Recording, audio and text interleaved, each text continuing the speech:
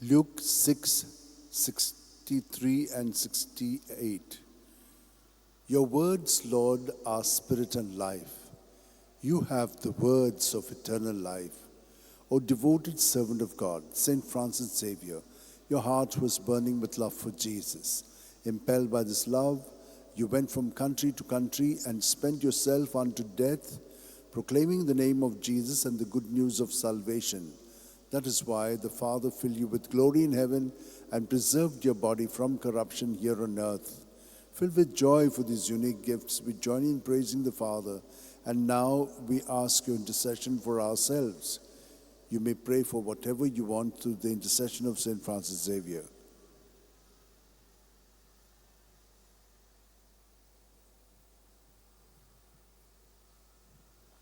We ask you to obtain for us the fulfillment of these desires, if they are pleasing to the Father. And for everything, together with you, we praise the Father through Jesus in the Spirit. Amen. And may Almighty God bless us, Father, the Son, and Holy Spirit. Amen.